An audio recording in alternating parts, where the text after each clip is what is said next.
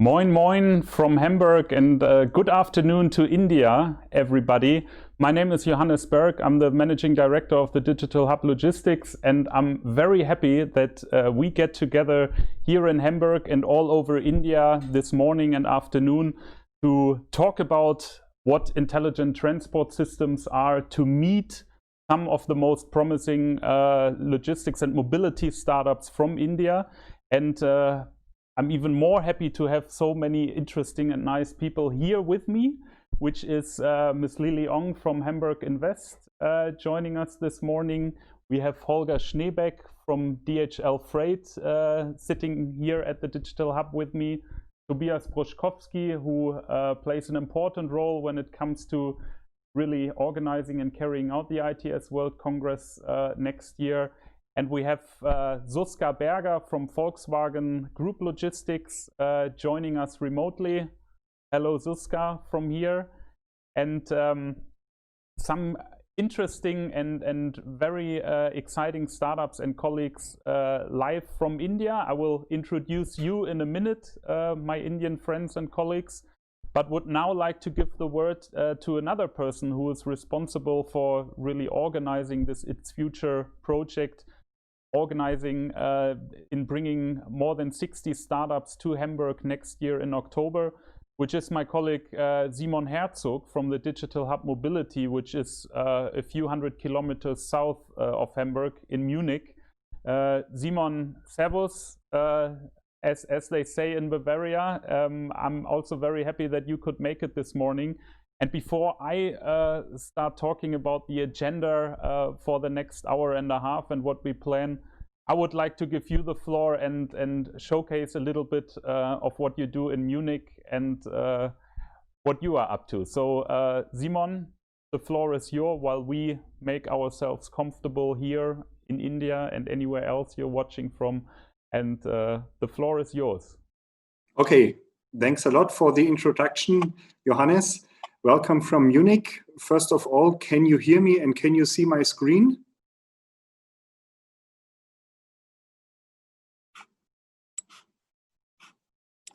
Can you hear me and can you see my screen? Yes, okay, that's great.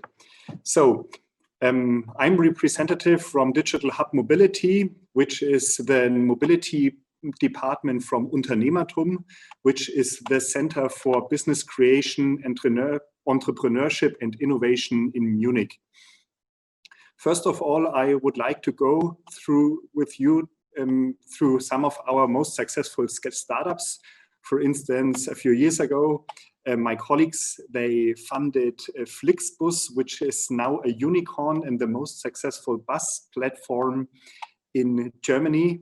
Also, which is one outcome of our team, is Konux. They make the railway systems in Germany more reliable with an artificial intelligence approach. And also, which became quite famous in the past, is the startup Lilium Aviation. Their aim is to deliver to the normal people electric jets. And the relation to us is that they have produced one of their very first prototypes in our prototype workshop. Also, this nice thing was produced in our prototype workshop. It is the pod from the Hyperloop team, which has won 4 times in the Hyperloop pod competition conducted by SpaceX. And as you can see here, the winning team from Unternehmertum with SpaceX boss Elon Musk in the middle. We are, as Johannes already mentioned, located in Munich, and our goal is building new tech business together. We are part of a large ecosystem, and we try to provide everything from the first idea. Yeah. Yeah. Yep. Okay. So did it now switch? So you still see the first slide? Okay, that's quite bad. Okay. Okay. Okay. So here there is Flixbus. Can you see it? And here, Chronux, the team. I think there was some mistake now with the windows, but hopefully you can see it now. And there you have Lilium Aviation and Elon Musk, yeah, and the winning team from Hyperloop. You can see it now? You can see it now? Yes, we can. Yeah, great. And here our nice landscape in Munich, our logo. I have to hurry up a little bit that I do not use too much time, and I can provide after my speech the slides to you that you can share it with everyone. So in general, that's the journey from startups through our programs and through our ecosystem. We provide everything from the idea over prototypes, bringing you in contact with interesting people, with future customers and investors and so on, and until the IPO. We are part of Unternehmertum. These are our main partners and the people who fund us mainly. And also like the Digital Hub Logistics, the team of Johannes, we are part of the Digital Hub initiative in Germany, and where Johannes sits in the north, we are responsible for mobility in the south of Germany due to the cluster. Just in brief, that's the way how we work in the 4 pillars. We also conduct scientific projects, we make selections for startups and so on, and we have some programs to promote startups.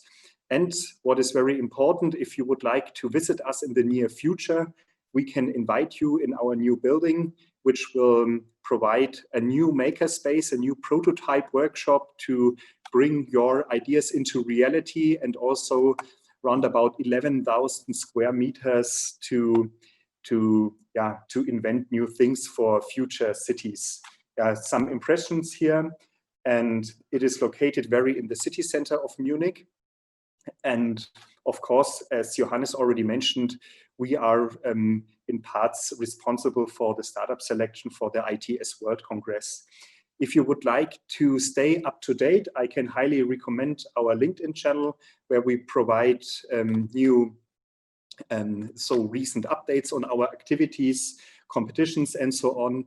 And if you are familiar with scanning codes, you can just scan this code here and directly follow us and stay up to date. So thanks for your attention, and I wish you an interesting webinar and workshop, and hope to see you soon in Munich, in Hamburg, or anywhere in the world. Thank you. Thank you very much. Thank you very much, Simon. This was a very interesting look into what is happening in Munich. And for everybody watching, whether it's in India, in Germany, or Europe, you may have noticed that we are planning to bring quite a number of startups to the ITS Congress, which goes back to an idea of Tobias, actually. And we would, of course, like to see many startups from India coming to Hamburg next year. And therefore, I'm very, very happy that we could partner and team up with NESCOM to do this webinar, to showcase a little bit about what is going on in India for us, of course, to better understand what you're doing. And I'm very happy that Kritika Murugesan joins us this morning and afternoon.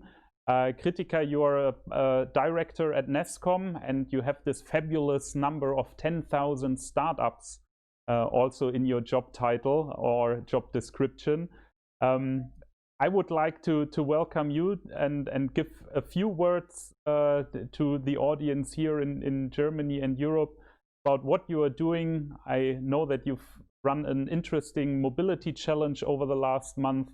So welcome, and I hope we can hear you and look forward to what you have to enlighten us with. Sure. Thank you so much. And, it's been a great pleasure to, build this partnership and work together with all of you, right? It's, just to introduce NASCOM quickly to the ecosystem. We are basically a not-for-profit organization, and we represent the IT industry of India. And we were set up about 30 years ago. we work on different initiatives, starting from IT services, BPM companies, ER&D services, GCCs, and our biggest strength is, the inputs that we work on in terms of policy and research for various governments, state, centered, and international. We have a very strong team that also represents the IT industry and the needs of the IT industry with international governments, which is our global trade development team as well. And our initiatives kind of change over the years to reflect what is needed in the industry and the ecosystem. And we've taken very proactive actions in building the whole product industry in India, IT service product industry in India. And similarly, 10,000 Startups was an initiative that we set up about 6 years ago to build the whole startup culture and build the whole entrepreneurship culture from the tech side of things and to grow that whole ecosystem. As we speak, we stand at about a little over a midway mark. We've incubated virtual, physical incubation and impacted startups of over 6,000 startups across the country. Of course, we focus only on tech product companies as well, right? And it's been a great learning. We work very closely with state governments. We run co-working spaces like incubators, but a little different. We build, and another bigger strength of ours is building market access for startups, connecting them to large enterprises for POCs and for building co-creation platforms. I'm really happy about this partnership as well. The whole mobility challenge that we did under the NASSCOM Industry Partnership Program, which essentially focuses on Enterprise Connects, is the mobility challenge. This is the second year in a row we've done the mobility challenge. We've picked key themes every year and built on it year on year. And we've seen a range of applications. This year we saw about 300 applications. The teams selecting the winners and helping them grow to the next level is always, how much more can you do is always welcome, right? And that's why I think partnerships such as these are very, very important for us and for our startups in growing it to the next level, building that whole market access exposure for them, and helping them take it to the next level. I do want to also thank my colleague, Inchara, who's worked very closely with you and enabled this whole piece in terms of, getting our winners of the mobility challenge here as well. And, I want to take this opportunity to thank all of you behind the scenes and look forward to more and more as we go along, right? And it's back to you after that. And thanks for having us here. Very interesting, and of course in normal times we would look forward to maybe visit some of your centers in India, or maybe welcoming you also here in Germany. Let's hope that we will be able to do that next year. One person who is the link basically between India and what is going on in the tech and in the business scene in Hamburg is Lily Ong. Lily, the two of us, we've been to India together actually last year, and you've had the great idea to spin this all together, to bring all the bits and pieces together. So maybe a few words from you to bring the ball into Hamburg from Munich over India, now focusing a little bit on Hamburg. Lily, your floor. Definitely. Thank you, Johannes. So my name is, I'm working for the Hamburg, Germany, and Hamburg Invest is the official investment board of the city of Hamburg. We help international companies and startups to set up their base here in Hamburg by providing all sorts of services free of charge, like company formations, site selections, visa inquiries, as well as business locations. When we mention about Germany to all our friends around the world, people often think about cities like Berlin, Munich, or Frankfurt. What people often forgotten is Hamburg.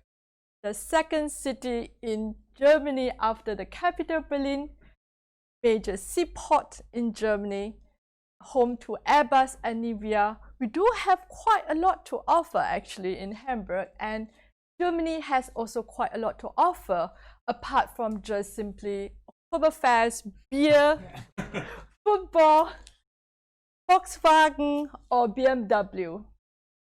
Yes, and the city puts a very strong international positions and connections to the sectors like maritime industry, logistics, life sciences and healthcare, media and creative sectors, as well as renewable energy. We work hand in hand with government, with incubators, with co-working spaces, and with innovations hubs, economic cluster. And like here where we are at the Digital Hub Logistics today, and they are bringing startups and corporates together. So we are doing quite a lot of things for Hamburg, and we see that the city ensures a vibrant startup ecosystem. When we look at the technology in Germany, Hamburg offers the best market potentials and preconditions for digitalized economy with very focused, strong industries structures. So sectors like energy, mobility, transport, maritime, and logistics benefit not just the city's innovative development, but also we aim to anticipate trends and changes to achieve sustainable development goals. So just as everybody is looking into the new technologies of e-mobility, Hamburg and the North Germany cities are working hand in hand to pioneer the hydrogen sector. We see that this has strong impressions and also opportunities to the mobilities in the future. Yes, we are going to host the ITS for 2021 in Hamburg. So before I pass it to Tobias, my colleague, I would like to take you around Hamburg, and you could take a glimpse of mobility transitions in our city. Please join Riona. My name is Riona. Today, I start here and would like to show you how Hamburg has recently developed in the field of intelligent transport systems. Will you come along? Have you heard of HEAT? Automated and connected driving in the middle of the city, successfully integrated into road traffic. Already in use in Hamburg is Moja. Moja is a non-automated, fully electric ride-sharing service that can be booked easily via a smartphone app. In the near future, I can book the mobility service using the same app that I use to get my public transport ticket. One app for everything. This means for me and my friends maximum flexibility when it comes to mobility in our city. With the subway, I don't have to worry about a timetable anymore. Luckily, it runs every few minutes. By the way, to travel even more convenient in the future, the Hamburg Transport Association, HVV, is testing the automatic payment system Check In Be Out. My trips are automatically recorded by smartphone, and the system calculates the best fare for me. Well, I'm going to find myself a city bike. I do it quite easily via an app. By the way, this road is part of an overall 9 kilometers long test track for automated and connected driving that the city is currently building up. The introduction of safety systems when turning is really important. I noticed that especially as a cyclist. That's why I think it's great that Hamburg is investing in a pilot project in equipping vehicles with turn assistance. The city of Hamburg will be able to provide data with pinpoint accuracy. The project GeoNet Beacon helps to make dimensions of the construction sites more visible to road users. It also shows me where bottlenecks are opening up. It's pretty exciting what's happening here in Hamburg in terms of ITS. I stay tuned and look forward to innovative solutions to make moving around the city easier, safer and more comfortable. But best, you need to see it for yourself. Latest during the ITS World Congress 2021. I'll see you then.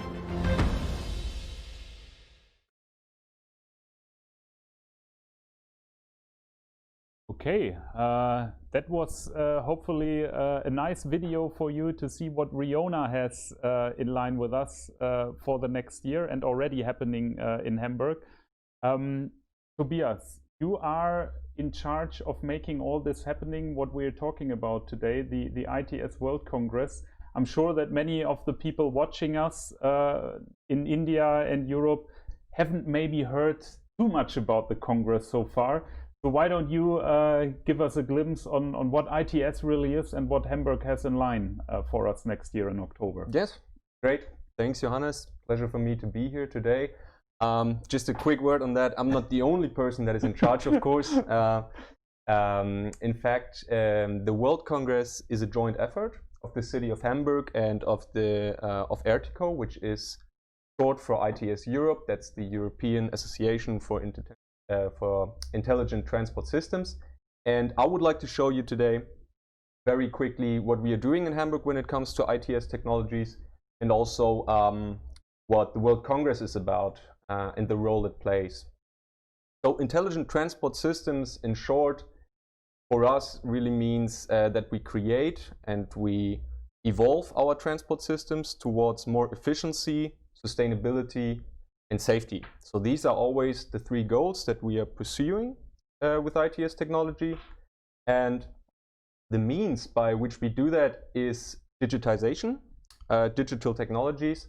So all the things we are doing is really about data, actually.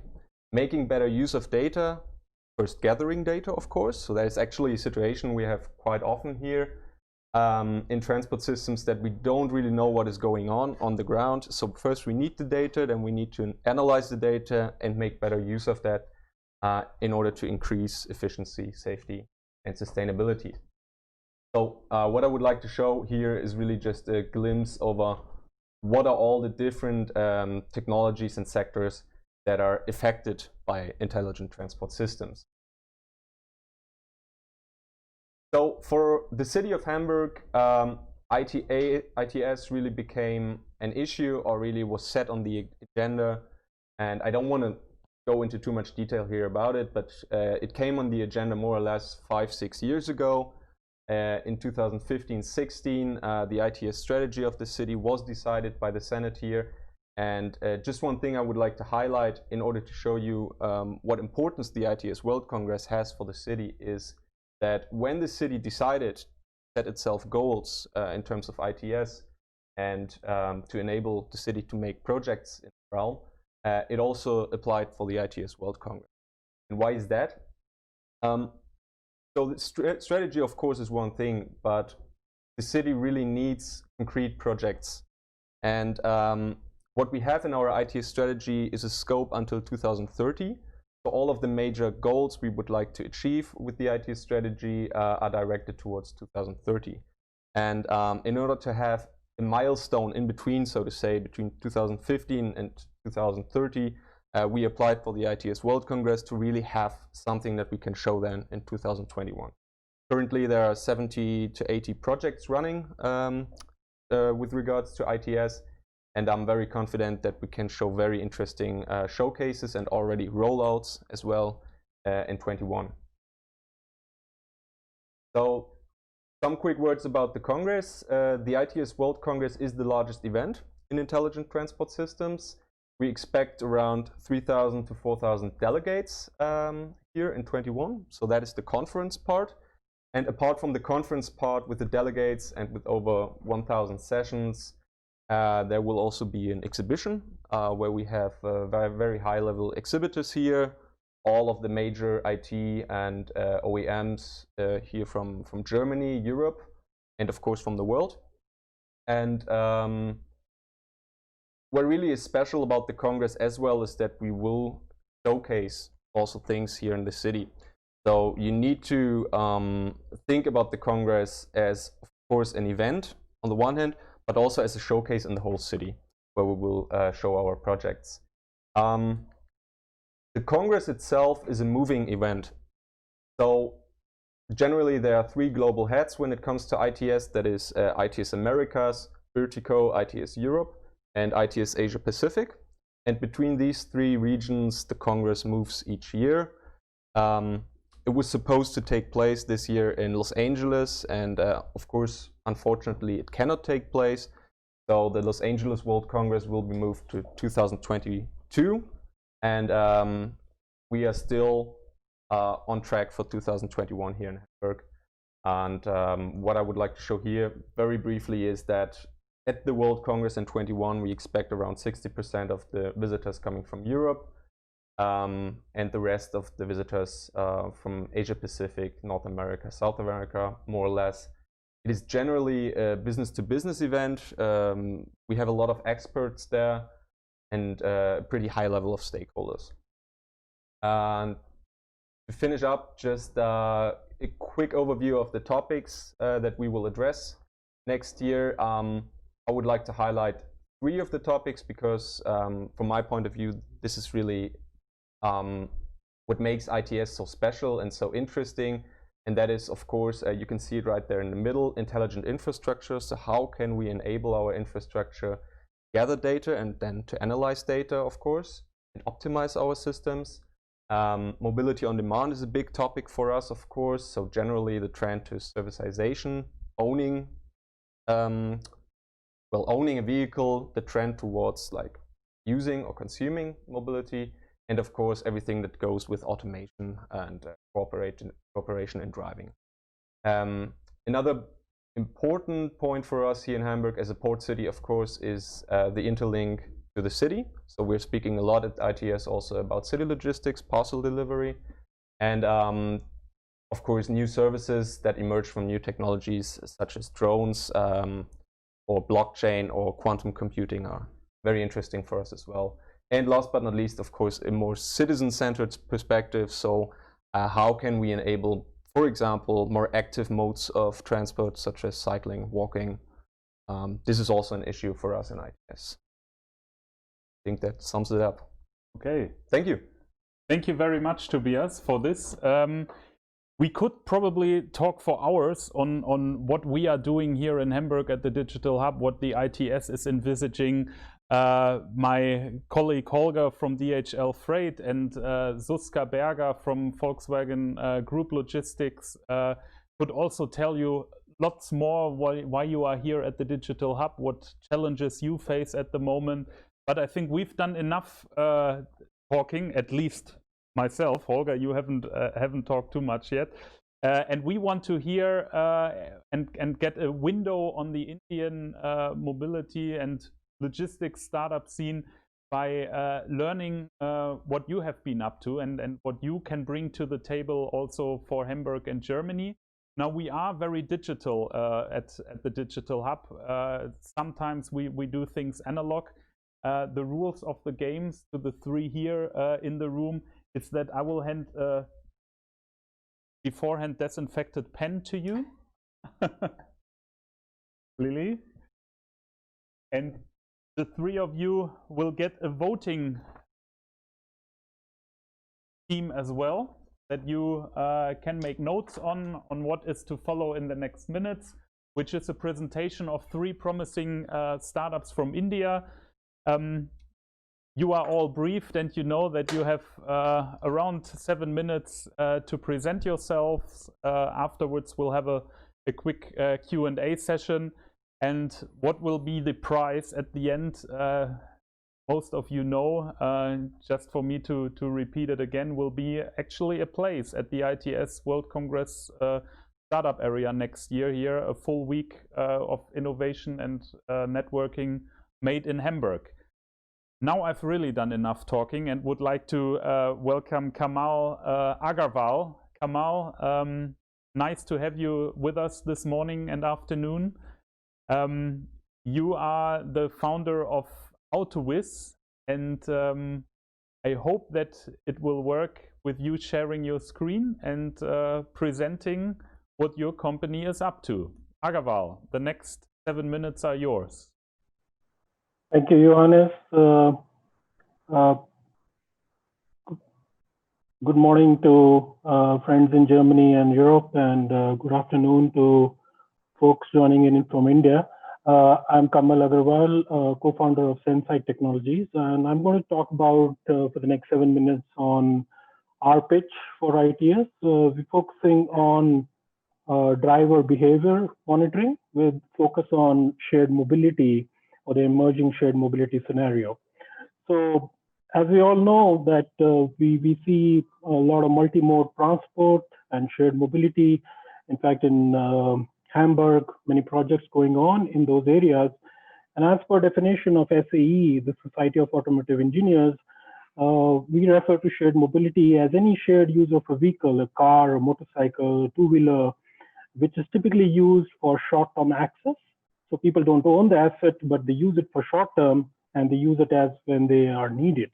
Now that throws open some interesting advantages, of course, but also certain safety-related issues, if I may say, and this is what we're trying to solve here with AutoVis technologies on driving behavior monitoring. So what the increased risk is that as people use shared mobility modes of transport, they are essentially driving more occasionally or riding more occasionally, and typically vehicles or settings which are unfamiliar to them, and that can increase the risk of some rash driving or unsafe driving, causing some damage to themselves or to the other participants on the road.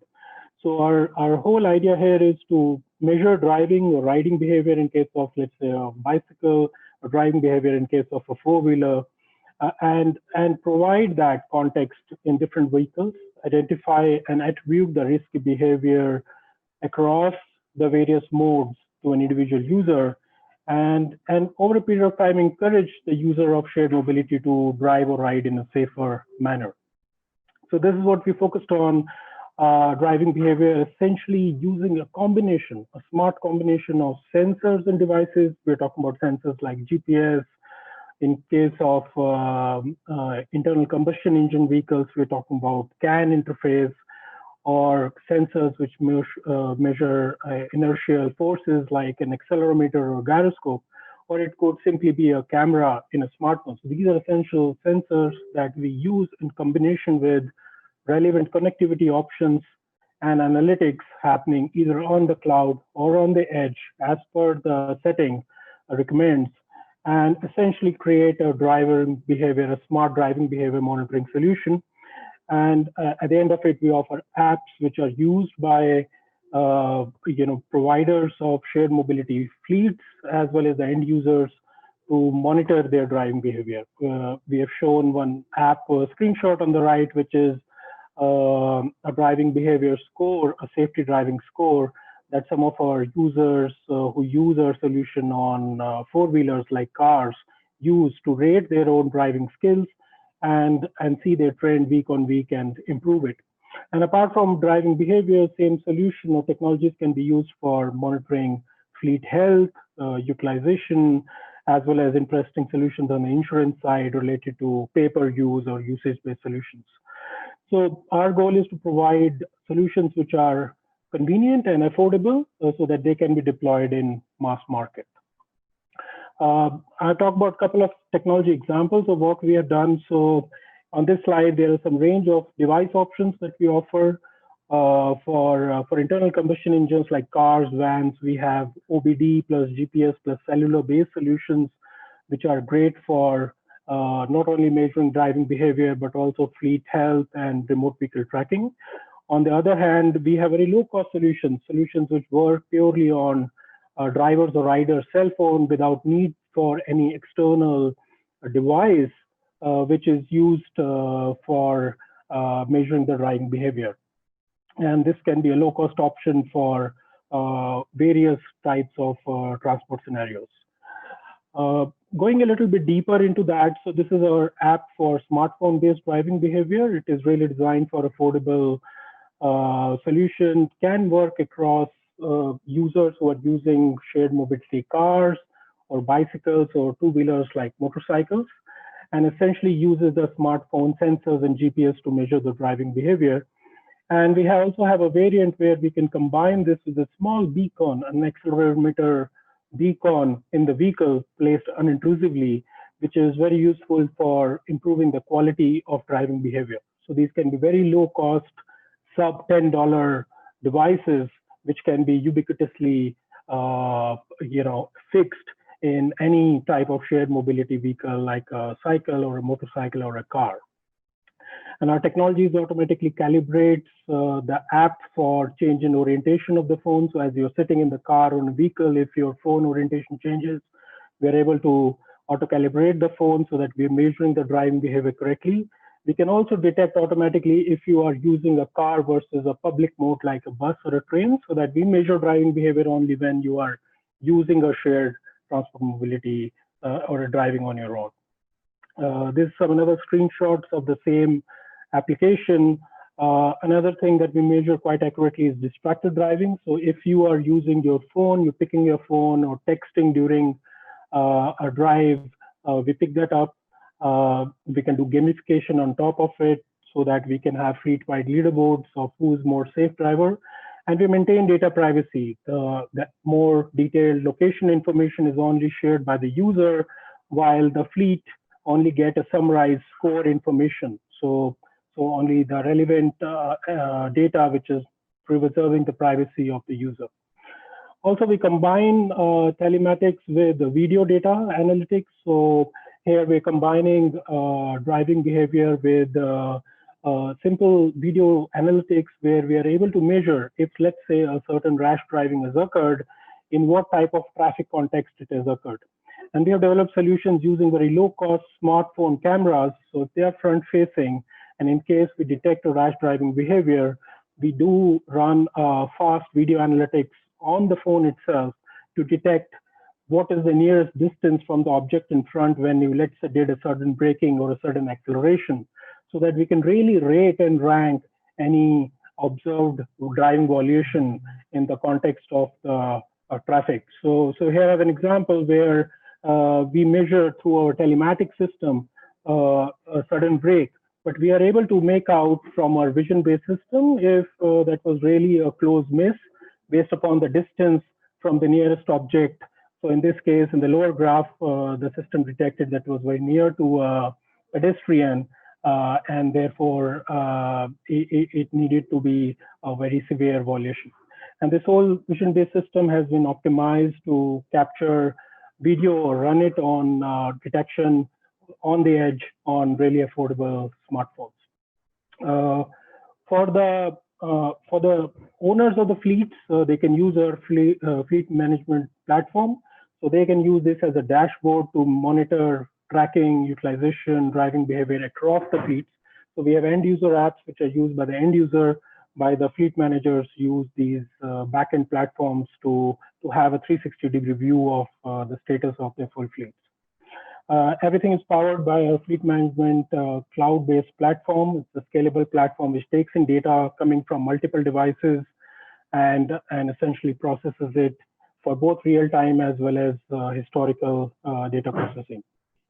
Just a word about us. Of course, India is our home market, and you see the concentration of our current customers in India, but the design of our solutions has been done in a way so that it can be easily localized, and we're beginning to see customers across the globe who are starting to use our solutions, work closely with our partners in various geographies.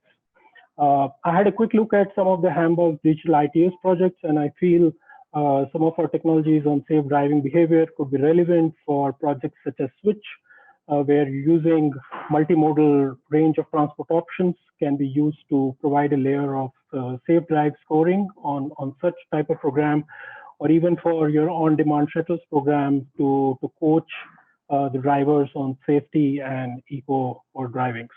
So we see a good synergy with some of the digital ITS projects, especially in the area of shared mobility.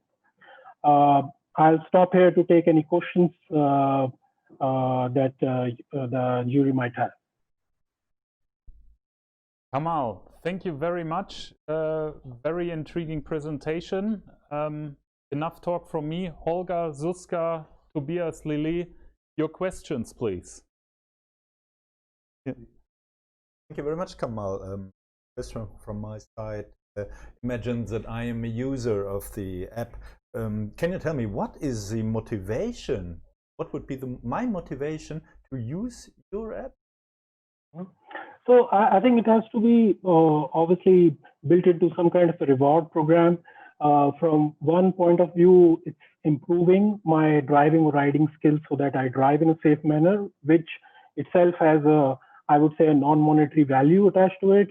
But at the same time, what we have seen some of our customers use it to give reward points, give valuable rewards which they can utilize. So as your customer base, as the owner of the fleet, your customer base becomes safer driver, it reduces chances of accidents, it reduces any asset harm, and those are some things which can be monetizable for the end user. So it helps me as a user to be safe and be safe for myself as others on the road, but it may also help me save money as I use these shared mobility vehicles.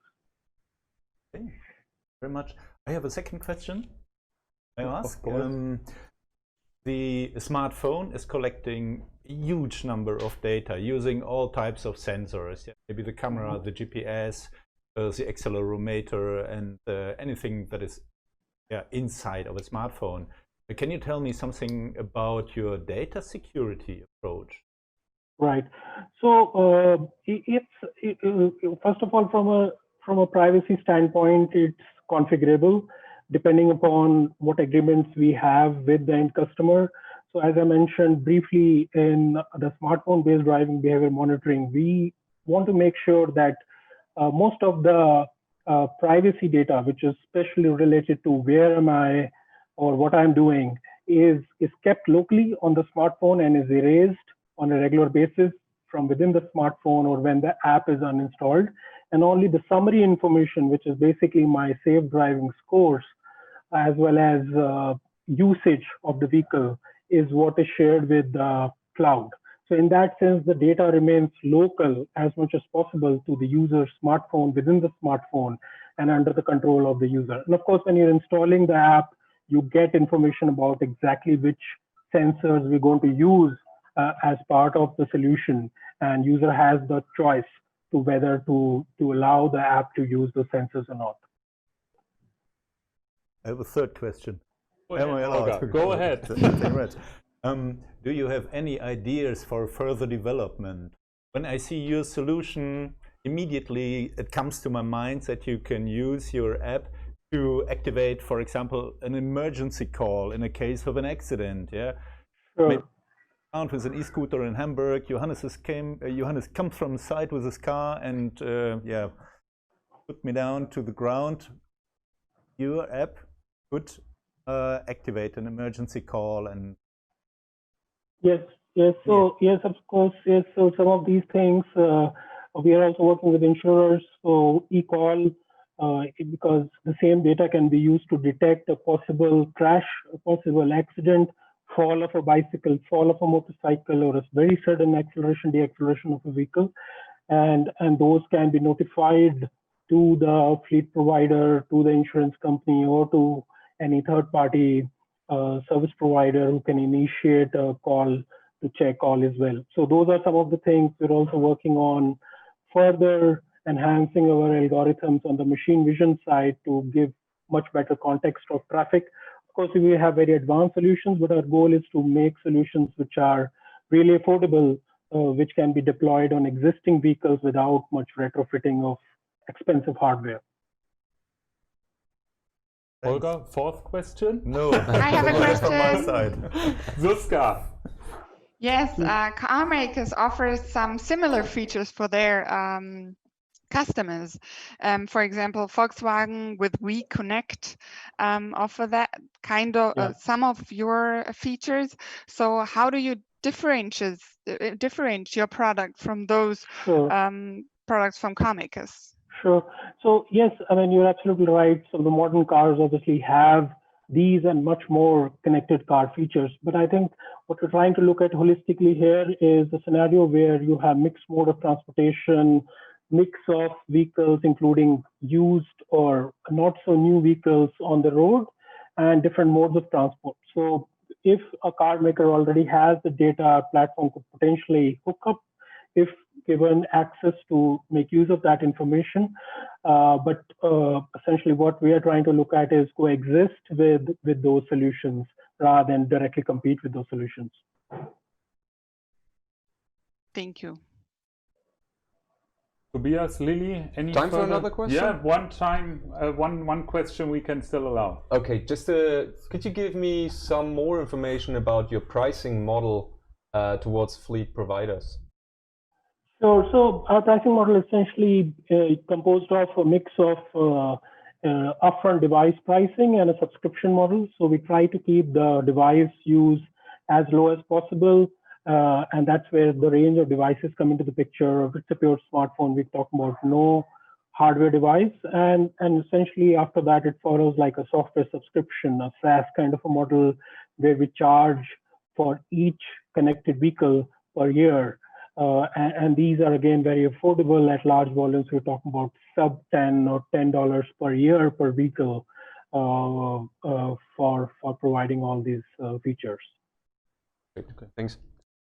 Thank you very much. Kamal, I've seen that the jury here has taken its notes, and thank you for your presentation. Please stay with us as you are now one contender to come to Hamburg next year in October. Okay.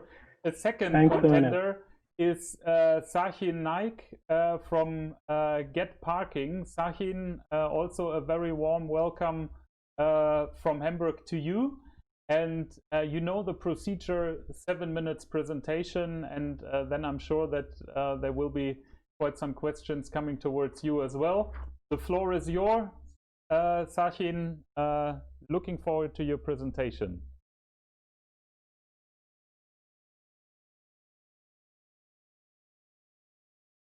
You are still muted. Sorry about that. Can you hear me now?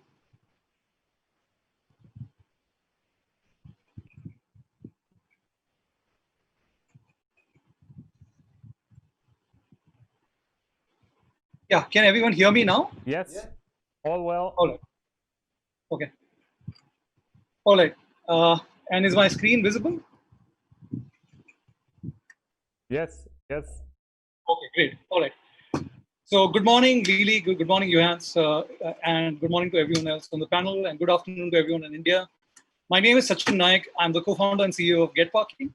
So Get Parking is a mobility company initially focused on parking. To date, we've sold a range of hardware and software products to customers in 10 cities and done about 32 million parking events. So we like to think of a city as a human body. And if you close your eyes, you can almost imagine the people in the vehicles as blood cells and neurons moving inside the human body. Now we know that to stay healthy, wealthy, and wise, these things, these cells and neurons or people in vehicles, need to flow freely and without any kind of interruption. So also this movement should create economic value for the body, which is the city in this case, as a whole. So if we look at the problem of road-based mobility, we know that there is a huge cost to this problem. It costs trillions of hours, billions of dollars in emissions, and millions of lives. But the other side of every problem is an opportunity. Imagine what we could do if we could capture the true value of traffic data for traffic decongestion and logistics, collect the right parking and enforcement charges automatically, and then optimize fleet and platoon movement, etc. So solving this problem of mobility can generate a lot of revenue and a huge economic impact. So far, no one has been able to tap mobility as a single integrated problem with the right solution or business model. So at Get Parking, we believe we have the answer. We want to provide a unified solution for this big problem of mobility to cities for free. Our product called Get Street is based on millimeter wave radar, which basically is 76 to 77 gigahertz, which is the standard frequency for traffic, that are mounted on traffic intersections, street lights, and at parking lots entrances and exits. And then these are connected to phones and vehicles, which then leads to them creating and providing real-time street data for traffic, parking, logistics, and enforcement. So let's see how this works. Okay. well, let's take on-street parking. Imagine that there is a parking get street, which is surveying an area where a car is about to park. And when the car is just about to park, then there is a camera which will take a photo of its license plate and send a notification to the parker so they can make the payment from their phone, provided, of course, they've opted in for this service as per GDPR regulations. And then, of course, Get Street can also guide the parker to an empty spot. There will also be a Get Street for traffic monitoring for things like dynamic green lights, logistics, and so on. If you look at the parking industry today, it uses a lot of hardware, both in off-street and on-street parking. This is really expensive for both providers and parkers and slows down the adoption of technology. We believe that the parking industry is going to converge into a single product. This convergence will save billions of dollars while enabling parking experiences such as touchless free flow parking and contactless payments and similar experiences in future. So our business model, there is a question probably coming up is, why are we planning to give this technology for free? So we see this as a simple form of private investment in infrastructure and revenue share, over the contract period on parking, which generates a lot of revenue and enforcement fines and traffic data. So basically, we are subsidizing the traffic with parking and enforcement revenues.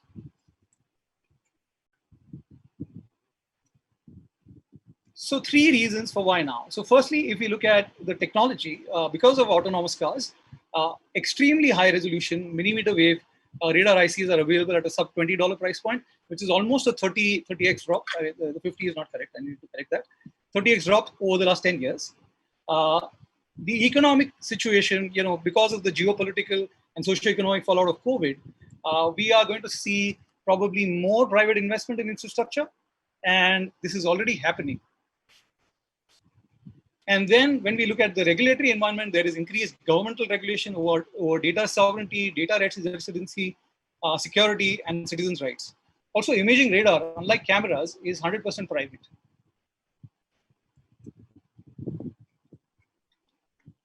If we look at the market size, we have 4 main verticals. And for each vertical, which is traffic, parking, logistics, and enforcement, we see this as a $3 billion plus annual run rate business in about 8 or 9 years. So that totals to about $30 billion of revenues over 10 years. The leadership team of Get Parking has over 70 years of collective technology and mobility experience. The engineering teams have commercialized 6 hardware products and written over 200,000 lines of proprietary code in this space. Here are some video links showing some of the things that we built. I'm not going to show any videos, but our core expertise is basically in sensors, in Internet of Things, computer vision, deep learning, and building hardware products. So in terms of customers, we have customers in segments like shopping malls, smart cities, municipal parking, offices, and are soon extending to hospitals, airports, hotels, etc. Our mission is a world where the vehicles have to stop only for the right reasons, not for the wrong ones. So we want to go from slow moving traffic to free flowing traffic and make better use of space and time. So why Get Parking? We have a strong European connection. Dirk Grünzig, our German partner, is a mobility industry veteran based in Berlin. We were actually one of the 4 Indian startups selected for Startup Germany in 2017 when we were just getting started. And I was fortunate enough to visit 5 German cities, including Hamburg, over a 10-day period. We are also expecting to close our first European deal by November 2020. We are in the tendering stage now. And many German companies and universities would be perfect natural partners for us. Millimeter wave is a foundational technology for 5G, and sensor fusion technology is seeing tremendous developments due to autonomous vehicles. So as you can see from this table, all the greens show you that millimeter wave is probably the best solution for both traffic and parking, all things considered. Finally, we have the right go-to-market strategy, both in terms of the deployment and the business models. So why this program? So if selected, we would like to solve one flagship use case in parking, in traffic, logistics, and enforcement. That is what we would like to do. And this could be something like automatically sending a payment notification for an on-street parking, which I described earlier, or optimizing the green times for signals at a signalized intersection, improving the delivery fleet efficiency for logistics companies, and reducing violations, traffic and parking violations, while increasing enforcement revenues. So with that, ladies and gentlemen, please help us build the future of mobility and give cities the infrastructure they need and deserve. Thank you. Thank you very much, Sachin. The floor is open to questions. I'm looking to my left. Okay. Thank you, Johannes. Thanks, Sachin. Yeah, my first question is, and maybe I have missed this, what is the price for one of your camera/radar devices? I want to get a better understanding price of it. Yeah, so the price of the device actually depends on what the use case is. So for something like parking, a single chip solution would probably be enough. So that would be in the range of $100 to $150. And for a traffic management system, we probably need a 4-chip cascade, which will increase the price to probably in the region of $500 to $600. If I may, I can probably show you a slide that actually talks about the price that this will be given to a customer. So the way the way we are looking at this is that we would go to our city and say, we will put this up, we will debt finance this, and out of the cash flow that comes mainly from the traffic data, we will take a share of the revenue, which is probably equal to what you're anyway spending as an operating cost, and also provide this data to you. So that is the business model around it. So more than just the price, we're not looking to sell the product. We're actually looking to give it to cities, install it, unlock the true value of the data, and then share the revenues. Because for things like parking and enforcement, there is a lot of revenue that can be shared, and that can basically fund all of these installations. Question? From my perspective, you cannot only rely on the data of cameras. You need a lot of additional information about the street, the site, and can you park there? Is it allowed or not? So you need a very deep integration into the systems of the city of Hamburg, for example. Have you any experience with such complex projects? I have seen you have a lot of references, but working in public space, especially in the city of Germany, I would think this is very difficult. How would you deal with this? Yeah, so that's a great question. Thanks for asking that. So we've done a number of smart city projects in India, and the environment is a little more chaotic, I would say, in India. So the way we would normally start is we would map things out on Google Maps or any other mapping platform. We would know what areas are actually being used for parking. Since that was your question, and that actually gives us a good idea of where we need to install. In fact, we're also working on things like SLAM. So using machine learning to figure out what is the right installation point. What is the optimal installation point where you have the best field of view for something like this, because this is very much a machine learning problem. And by doing that, we are able to use, I don't want to get too technical, but then, for example, how do we align the camera space with the radar space? So we would use something like a triangle reflector and trace the position on the camera, and that is how we mark out these locations. So this has been kind of we've done kind of early pilots, and that is how we've come up with this kind of solution. But in terms of integrating with the city platform and the city data, yes, absolutely, we need to do it. Whether it is a platform like OpenStreetMaps or any other mapping platform that the city is already using, so that we get to know what are the areas that we need to focus on, and also we need to talk to the transportation planners and understand where are the choke points and what are the areas that we should work on. Thanks. Yeah, it would be great to see such a solution in Hamburg, because parking in Hamburg, it's a that's nightmare. Not funny at all. That's it's a nightmare. Yeah. I have a question, Sachin. I do see that you have a German partner, Berlin. Do you already have some use cases in Germany? So the case that we have in Europe is not in Germany still, because we've not completed our process. I mean, the GDPR, earlier there was a question about data residency. So we use availability zones, but we are currently using public clouds. and we will need to get over the GDPR compliance before we start approaching anyone in Germany. So we've not really made any approaches in Germany at this point in time. The customer that we're talking to in Europe is in a different country. I would say it's a kind of a middle income country in the European region. And what we would like to do is we would like to do these initial launches in some of these countries like India and this country in Europe before we are ready for a market like Germany. I'm afraid I have to be a little bit the timekeeper here and say thank you very much to Sachin. And given the time and that we have one final exciting startup lined up, I would like to give the floor to Shashank Misra of ECAC Innovation. Shashank, as with your predecessors, the next 7 minutes are yours. Ready to go. The floor is yours. Johannes, I hope I'm clear, and if I'm not audible, please highlight and stop me in between. I'll start off with my presentation. We are looking at, is my screen visible to everyone? Yes. Perfect. Okay. So we are ECAC Innovations. I'm the director and founder. And before I get into the solution and the intelligent solution that we've built, let's look at the challenge that we are addressing. And for that, I'd like to take you to our first problem area, which is Harish. Harish is a truck driver in India. He drives every day about 400 kilometers and spends 10 to 12 hours daily driving. That leads to fatigue, drowsiness, which accounts to about 58% of accidents as per the drivers surveyed earlier. In 2018, there were close to 460,000 road accidents, and there were about 24,000 deaths in roads. And these truck drivers handle majority of the logistics in India. This means this disruption led to about close to $60 billion in revenue loss. That's not a small amount for any country.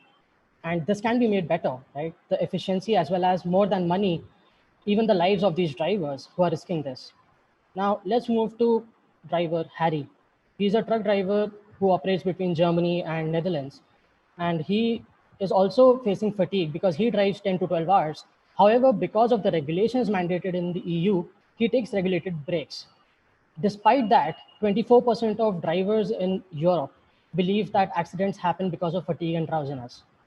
Now, in 2018 in Germany, there were about 18,500 accidents where the truck driver was the perpetrator, and majority of them accounted for fatigue and drowsiness.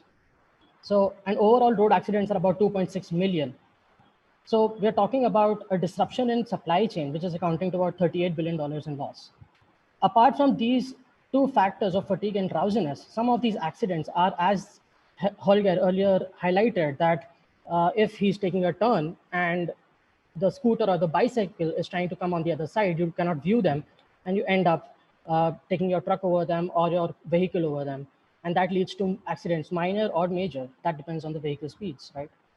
So delivering our solution, DAVE, which stands for Driver Assistance and Vehicle Emergency. It's an edge IoT solution powered purely by advanced computer vision. We are looking to improve the direct vision that the heavy goods vehicle have, which accounts for, as per the EU regulations, which mandated earlier this year and should go live by 2022, to look for bikes and cycles and far edge side of the vehicle where you don't have complete vision. So we're looking at an intelligent computer vision based solution that helps them not only just look at the vehicle and then take a call, but actually assists them to slow down or stop.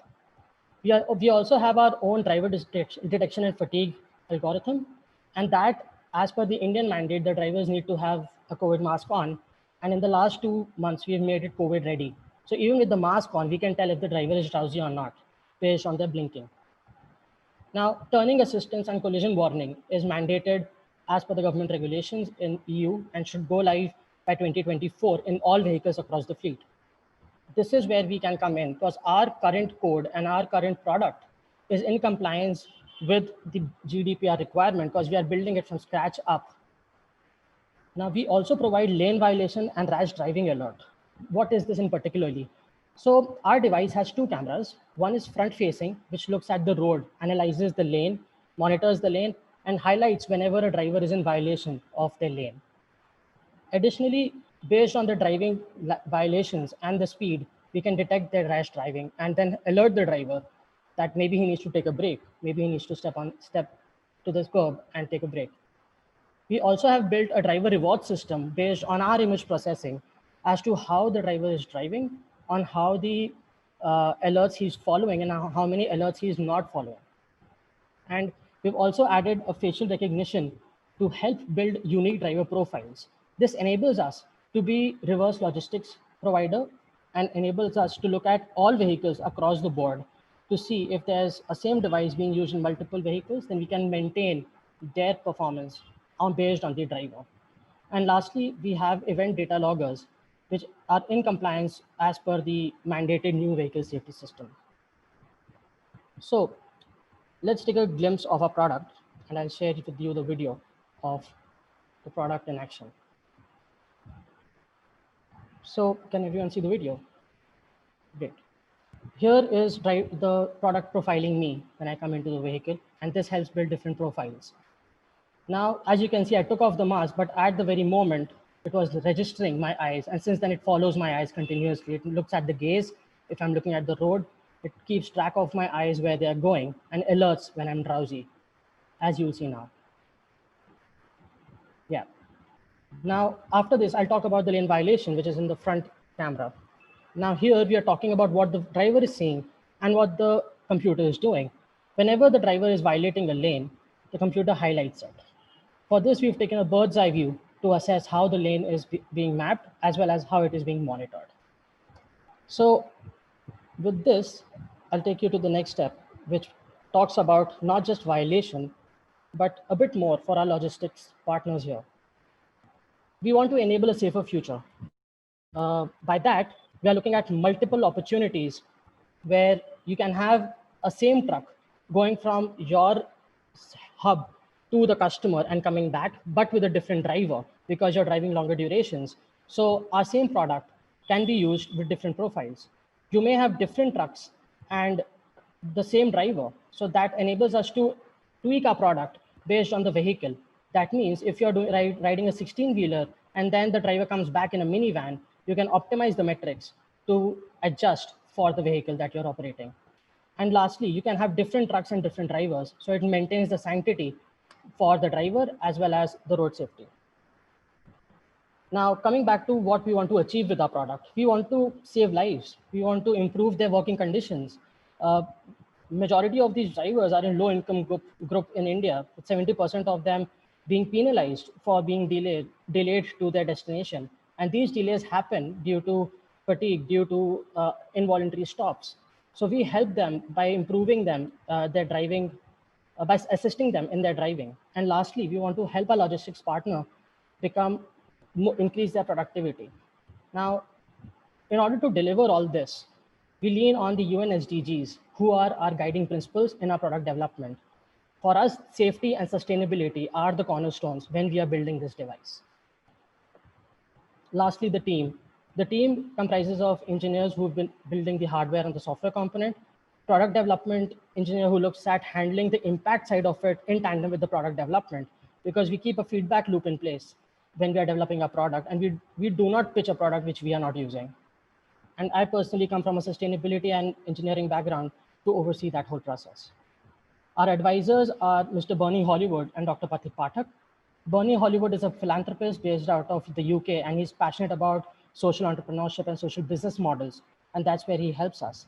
Dr. Pathik Pathak, he hails from an impact evaluation standpoint, and he is also the Mahatma Gandhi Pravasi Samman winner, which is a very important honor for someone who's been very active in philanthropy as well as education. We are looking for advisors who can come on board from the technical aspect and guide us along the way. And lastly, a bit of an insight for what's next. We are building our own object detection neural network, which can then help take all of this solution to a more improved and faster vision, of which is the Vision Zero highlighted by EU in the new road safety policy. And we want to start off with Germany and then expand towards Europe and bring a solution to everyone in Europe and reduce the number of accidents. In turn, saving lives, increasing productivity, and saving billions of dollars in monetary loss. Thank you. I'll open up for questions. Thank you very much, Shashank. As it's a tradition that I turn to my left, Okay, thank you very much. Holger. Yeah, business as usual. Shashank, thank you very much. This is a very, very serious topic. And I cannot stress enough how important driver safety is for logistic providers like freight, but also to all the logistics providers, the other logistics providers in the world. Yeah, I have a lot of questions, and I think this is too much to ask them all. But my first question is: do you have already any experience or references? Yeah, so we won the NASSCOM. We came second runner-ups in the NASSCOM, and we are in talks with 2 companies after that for a prospective pilot in India. Additionally, we are talking to a regional company which are doing logistics within the state where I'm from to improve their logistics supply chain with our solution, because they definitely face a lot of challenges, because in India, majority of the trucks drive at night.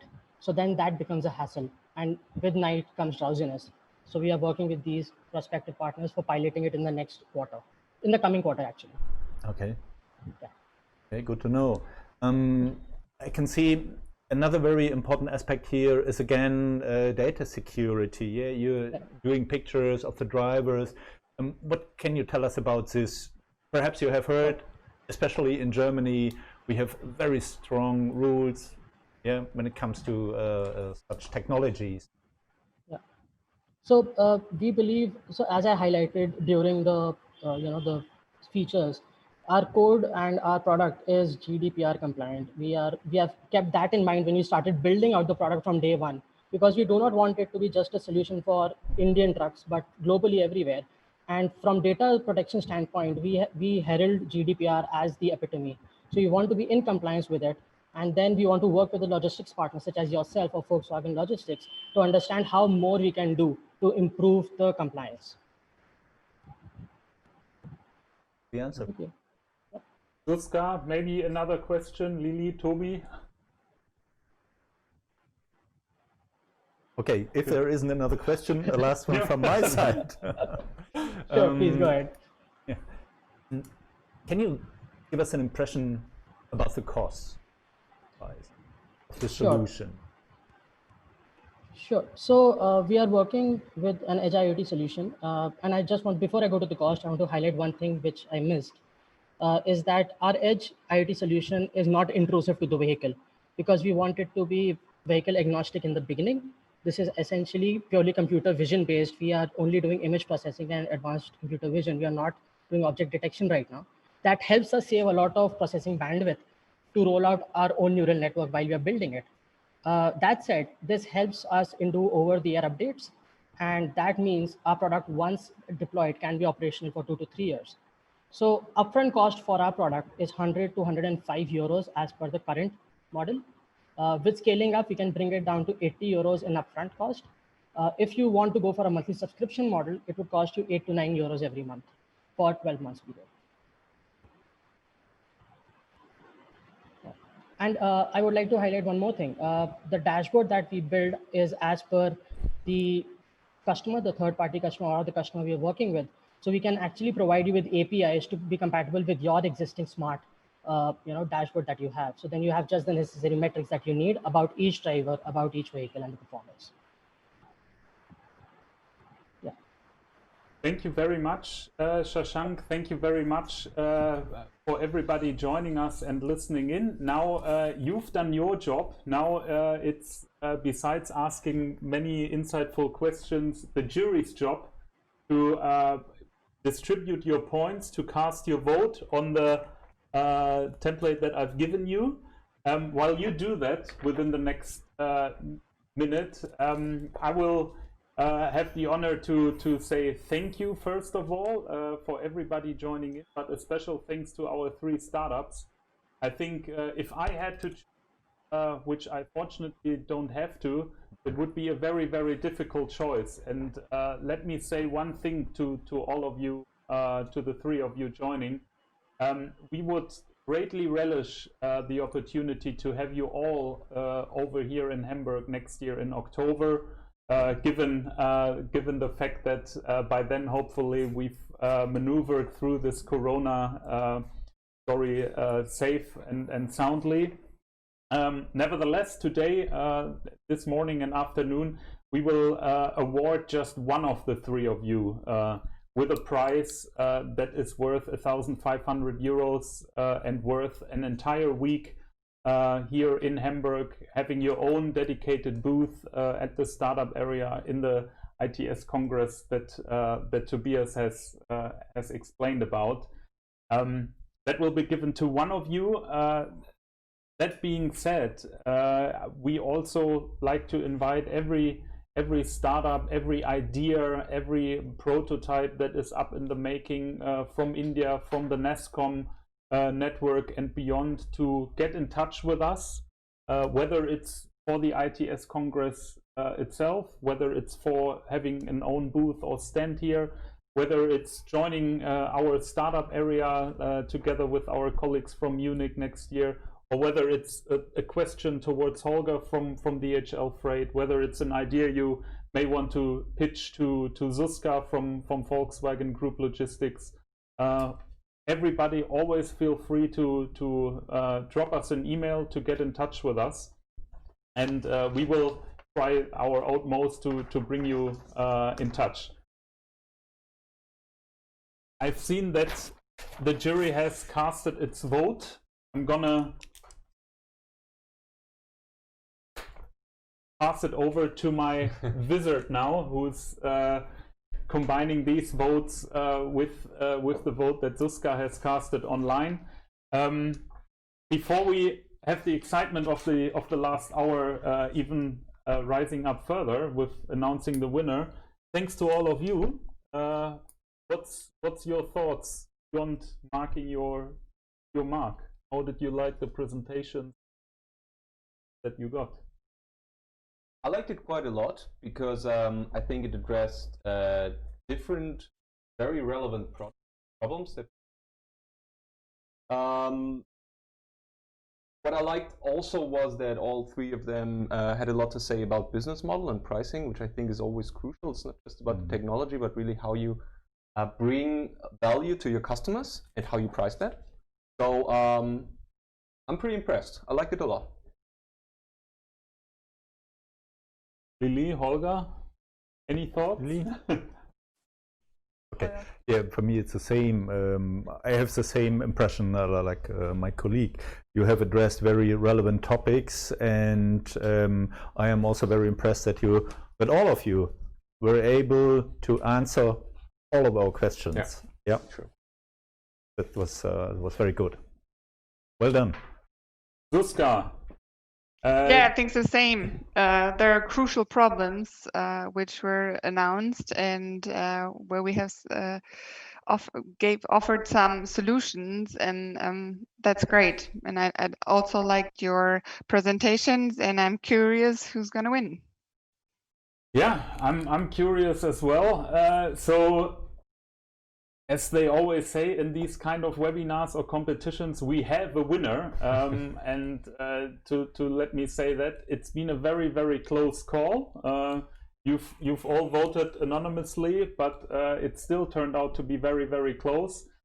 There will be out of the three logos only one left that will definitely come to Hamburg in October 2021 with the help of Hamburg Invest, with the help of ITS, which we thank here. And I now call out to my wizard in the back to just show the logo of the one startup that will come from India to Hamburg next year. The winner is hubTV. Congratulations. Kamal. Thank There you. you are. Congratulations. Anything to say on short notice? No, we're really delighted. I mean, to have such eminent jury rate our solutions highly is a booster for us, and hopefully we can make use of this opportunity next year to establish some collaborations. So really delighted, and thanks once again for the opportunity. We are delighted to have you here next year with us. looking at the time and what we've discussed over the last hour, I think it's for me to say thank you again for everybody spending their precious time this morning and afternoon with us, for making all this thing work, for the guys in the back doing the technology working so smoothly and fine. We all hope that you enjoyed the show, so to say, and this will not be the last time you hear from us and ITS. And until then, stay safe and sound, and thank you very much. See you again soon. Bye-bye. Thanks. Bye. Goodbye. Thank you.